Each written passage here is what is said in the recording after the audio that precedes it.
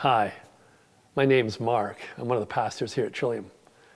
We used the song Imagine last Sunday in church. It's at least parts of it. A song written by John Lennon almost 50 years ago. It's an amazing song. Not very popular in church circles though because of some of the claims made in the song. You know, there's Lennon asking us to imagine no heaven or hell. I'm asking us to imagine no country. Asking us to imagine no religion. You know, that's our business here. Asking us to imagine no possessions. But understand that Lennon is actually not suggesting that there is no heaven or hell or no countries or no religion. He's not against those things per se. He's asking us to imagine a way of living where we don't need to defend ourselves from those around us for our metaphysical beliefs or our country or tribal identities or our religious claims, our religion, or even our possessions. What it would be like to live in such harmony with our neighbors that we didn't feel an obligation to defend what we believe or hold to be true in life. I belong to a music group where there's 8 of us, and half are meat eaters and half are vegans.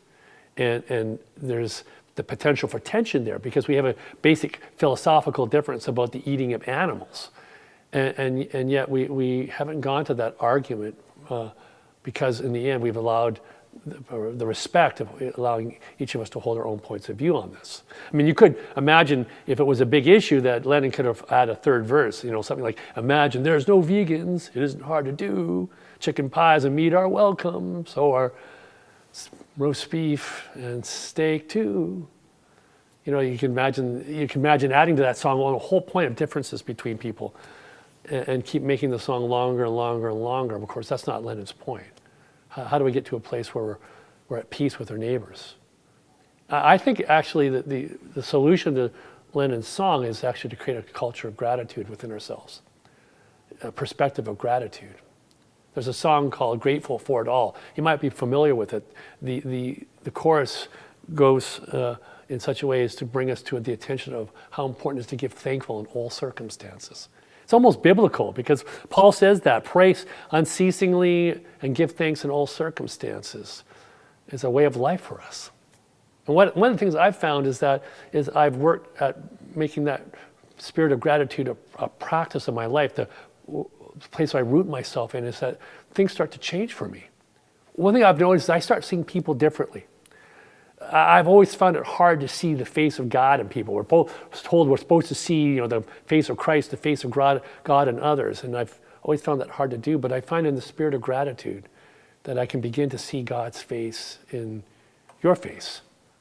I can see the great rays of heaven shining through you today in a way that I haven't been able to because of the spirit of gratitude laying close to my heart.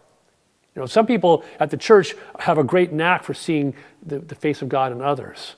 And I celebrate with them. And we want to join together and lift that up even in a more powerful way. But there are lots of people who haven't begun that journey yet. I think it's sometimes just the first step of believing you can get there. There really is a way of seeing life rooted in gratitude and thankfulness. You know, and what's amazing is that you get on that journey and a sense of peace comes over you because you start to realize you're moving in the right direction. And then a sense of joy, wonderment, that you're actually beginning to see people as they really are. Wow, that leads to huge freedom. Because that song, Imagine, is all about living in freedom with our neighbors, with each other. I've been thinking that this is actually how we go about seeing God in Christmas.